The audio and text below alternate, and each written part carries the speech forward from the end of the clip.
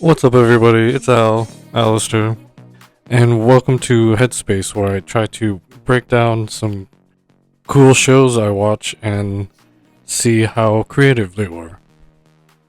Today, I'm going over Miss Marvel, Episode 3, Destined. And for me, Miss Marvel at Episode 3 is at a cruising speed. Everything's going, everything's established. I'm already along for the ride. I'm super invested, and I'm ready for them to just feel around and do what they want. And you really get to notice like someone really took their notes and really studied, and they really like aged like what they were wanting to do in this episode. Like, I hear you're supposed to creatively travel your ideas, or like weird slip ups would just fall out and stuff that would only make sense to a few people, or just you seems to be more permissible or transferable to other people, while doing your order of what is usually expected or what people want to see. It's supposed to slip in and kind of like mesh. Like in the comics, it was like the Golden Age and the Silver Age. Like when the Golden Age kind of seemed like they only had one person ever working on it or coming up with the ideas, and then like the Silver Age, it gets a little wacky, and like the character is like up on its feet now, getting its own friends other than the main creators. So that's where the idea has to be well traveled thing comes in. It's at least supposed to be like a teenager on its own, like going out in the world, having met and spoken to other people instead of like it just being locked in its room all day and like not knowing what a personality is. Like, they did the homework. I guess you can almost say it's an experienced person too, but at least like just this third episode, like whoever worked on it was well earned and still working on their craft. But it could just be like a phase of the Kevin Feige production thing where he just kind of like felt a little different that day. So he just put it all in a collection into the third episode. You wouldn't usually know what he's trying to like play out or express, but maybe it's like someone else's like business that he's intimate with, or and this is just a way of him answering it to himself and giving a answer for that person, or maybe just showing what happened with him. But it starts out with 1942 British Columbia, Aisha and Nama and the other clandestine. They're looking through some rubble somewhere, and they eventually find a mummified blue arm with the bangle Kamala has on it. It's a very vague, like, oh, this has to work, like, but there were supposed to be two, and Aisha is just trying to like do what she can, so she's gonna try to manage with the one bangle, and it's gonna not exactly saying what they're gonna do, but they're trying to get back to where they're from in another dimension.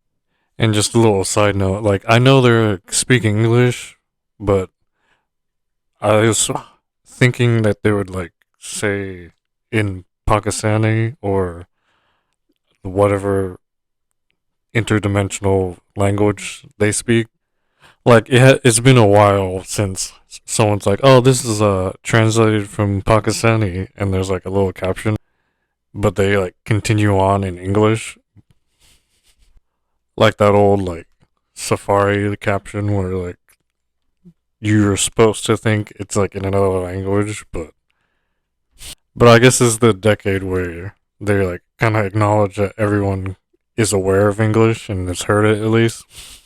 The decade in film, I should say, but it leaves 1942 and goes back to Kamala's time. They start explaining how they're a lot older than they look, at least like 50 years older than they look.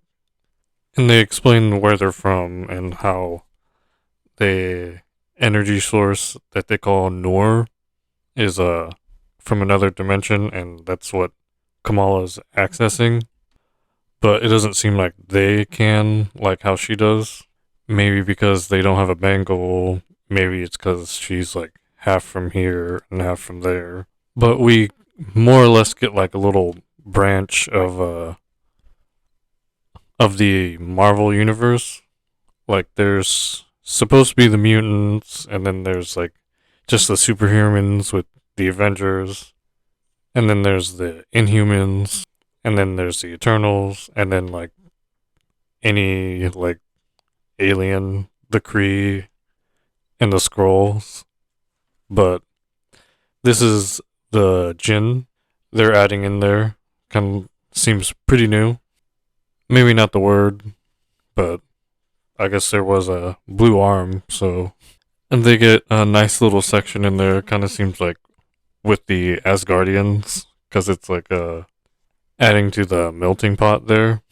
But you're supposed to see Kamran's group as like kind of amiable, and they're like, "Oh yeah, we're just like you, but you're like us, not the other way around. Come join. We need the bangle and to go home." And Kamran's mom presses upon Kamala that she needs her help and she's the only one that can do it.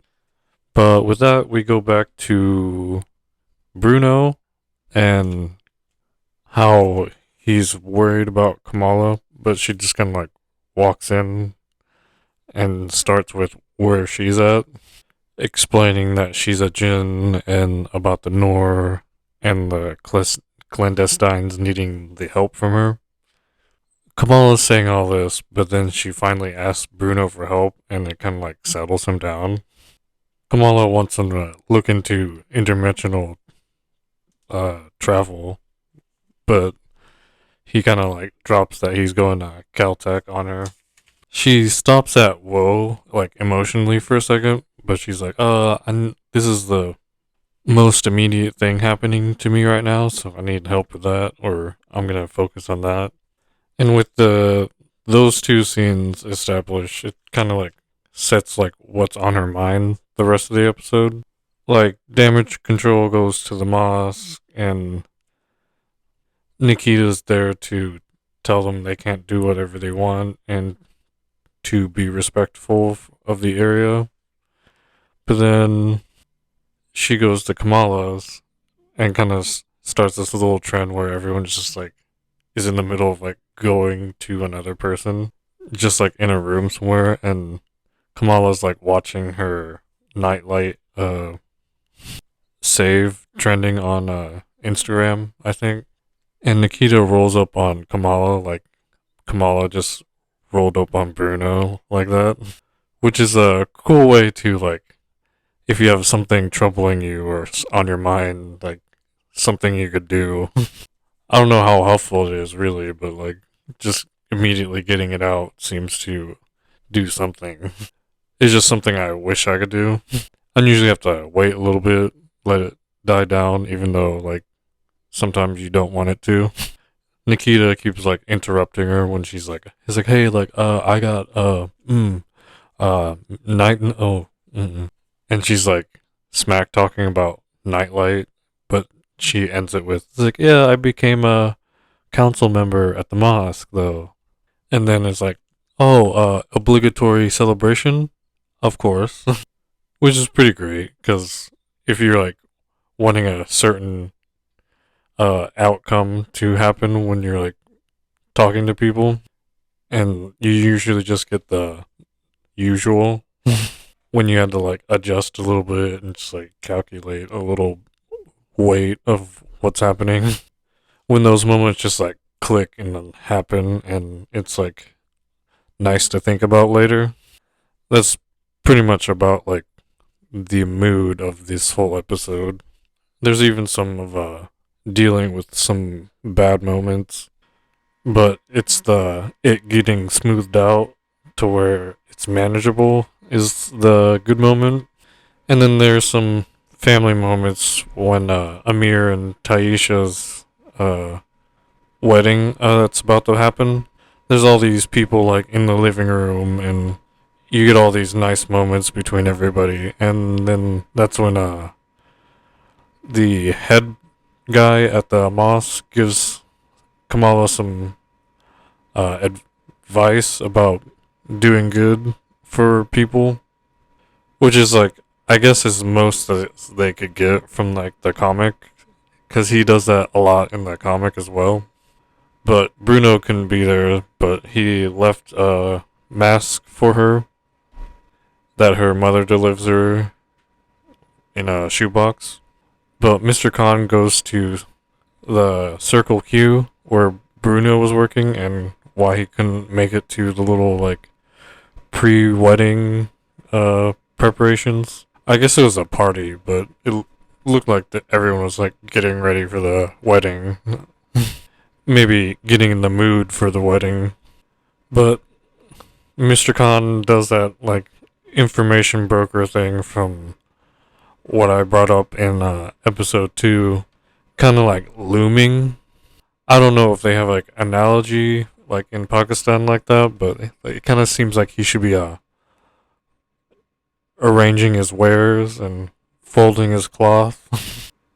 But he like, offers to translate this thing Bruno has like on the counter next to the cash register for him, and he translated it about the Djinn, and it's like, oh well, I'm gonna go now. I'm gonna eat my little apple or fruit pie.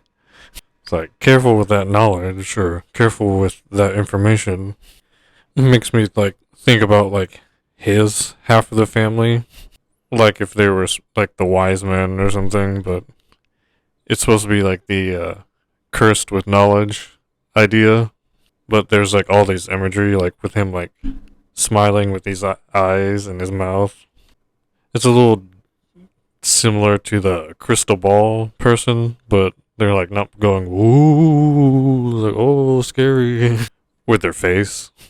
Be careful what you wish for, but like it's mainly about knowing stuff. And then we go back to Kamala eventually somewhere in there, and she's like trying to attend to her wounds, but it's kind of like a visual, like trying to like tend to herself emotionally.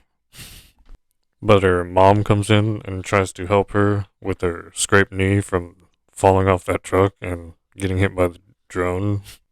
But it's kind of weird because it kind of like goes with the story, but it also looks like she like soaked up some wedding jitters.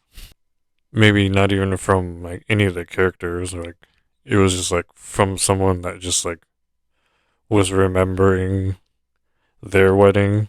And this whole next scene where she's like, "Oh, like, what would you do about like getting like all you wanted, or what you hoped for wasn't like exactly like what you wanted it to be?"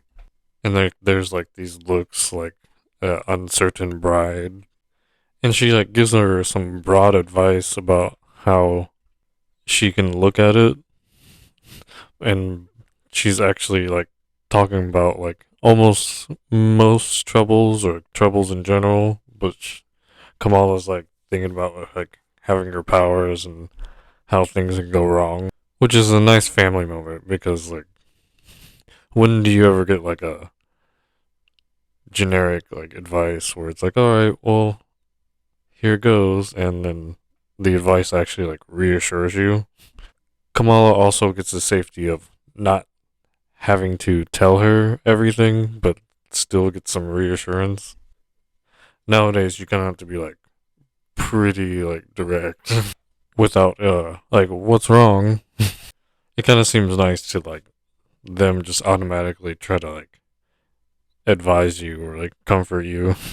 And then after some like nice like word art transitions, Kamala like almost walks in on like Amir getting a pep talk from their dad. It's not advice. on the dad side. It's like you're strong, you're brave, you got this, even if you don't. Because Amir's like sitting there is like, $700. Yeah, $700 is all I got in there. The dad starts with oh, come on. Grad school, you're in grad school, come on. Like, you'd be doing better if you weren't in grad school, but you're gonna be graduating grad school, doing a little bit of the come on, like just before the pep talk. But then he goes to the pep talk and he does the steering for him, but usually in like a lot of people's like parent like offspring conversations, they're like trying to tell the kid exactly what to do, but it's like not the right time. But this is like the perfect time. But on the dad side, instead of broad and generic, like when the mom was doing it with the Kamala is like overhearing the soft hand of direct and precise, which in my opinion is cool because you get all this wiggle room and like a firm path to go along. When other times like they're like trying to like impose onto you this full role, like you have to do this and that as a strong man in the world. And it's like a very firm like hand as your delivery. But Amir gets reassured and they get through their ideas, which is that's something to see. And you get to hear the live action Alu Akbar that they seem to repeat a lot in the comics. Then the whole wedding gets taken to the dance hall that they rented out or the hotel ballroom for like the coolest like choreography for the bride and groom, which is like the coolest thing ever because like usually you just see like people like give the bride and groom money and presents and stuff, but the ones closest to them like in this they have a whole like organized like first dance as a family or a group instead of the just bride and groom first dance or the dance with the dad. It seems more exciting. And then in the middle of there, it looks like Taisha's like brother or someone like actually likes the Little Hulk like shirt thing. I'm sure Kamala's mom got a kick out of that. It's just like more world building with like just like a little look over to like some kid in a shirt that was supposed to go to AvengerCon. But just as everyone's about to get on the dance floor, and Bruno and Kamala are about to dance, like, but Kamran cuts in and like dance blocks Bruno with a warning about his family and how Kamala's got to get everyone out of there because like they're someone's gonna die. So she pulls the fire alarm. She's like, "Oh, as usual, it's a classic." I bet Spider-Man had to do this one. And then so starts the chase scene leading into the fight scene.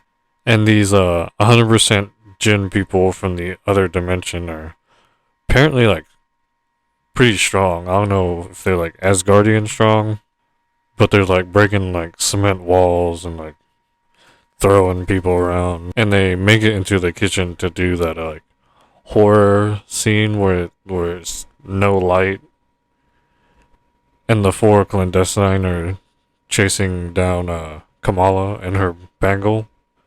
But eventually they get to her and then they knock her back into the ballroom where Amir and Taisha were getting married.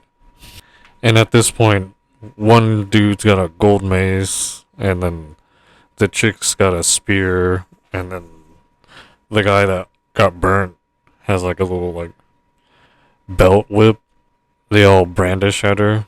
While at least like her powers like kind of like worked for her and like created a hard light armor around her body, which is kind of cool. Like if this was a game, she like leveled up a little bit and like got a new feature, but she has no time to think about that because she's getting attacked by people with weapons now. But first Bruno and then Kamran come in to back her up, but unfortunately Bruno gets thrown against the wall and is injured, so it's just Kamran eventually. And then they change areas again into the lobby and they're surrounded. Kamran's been knocked and the Clandestine are closing in trying to get the bangle from her, or just Kamala, while she was trying to get Bruno to safety. Najma, or Kamran's mom, almost gets the bangle, but as she touches it, they both see the vision of the train that's been plaguing Kamala a little bit, and she's distracted for a while. But luckily, damage control shows up with a pulse rifle or a sonic rifle, and they apprehend the Clandestine, but apparently didn't see Kamala and Bruno. But then they get caught again, but it's only Nikita. So luckily, Kamala can pass off Bruno to her and she can get away because they would be after her as well. And then she makes it home, but not without any interrogation from her mom and dad. But to me, it kind of seems like they're aware of something. Maybe the nightlight thing, or maybe just something more extraordinary than her usual. But she says she can't discuss it, and she goes up to her room when her Nani calls. It's like, hey, you gotta come to Karachi. Like, what are you talking about, Nani? Like, and then she goes like, didn't you see it? Like, the vision with the train? And she's like, oh, and it's like a gasp, and the credits roll. Looks like they're turning it back up that way with the mystery stuff again. But like, if her Nani saw it, like, I imagine her mom did too, and she's like been avoiding like talking about it this whole time, which kind of like validates my, like, I'm pretty sure she knows something's up. Like, I don't know, like, if Amir is aware too, but probably if her mom is and their grandma. It kind of makes you wonder about Amir's and Kamala's mom when she was younger, like if she was like avoiding the superpowers instead of like when Kamala was like wanting them after like she got them. But yeah, there wasn't that much for me to discuss really. This was a action episode, despite they're mostly it only being about a wedding. Although that's pretty exciting too, like if you're involved. So I'll close up with the question of who gets to experience those visions. Is it because they touch the bangle? And if so, is Kamala the only one that can use the bangle? So if you could hit that like and subscribe on your way out, well, on my way out, that would be great. And leave a comment if you think Kamala's mom saw the train vision as well. Blech. I need to do some tongue twisters, man. My tongue was lagging. Lick, lack, late. Did you hear all those stumbles?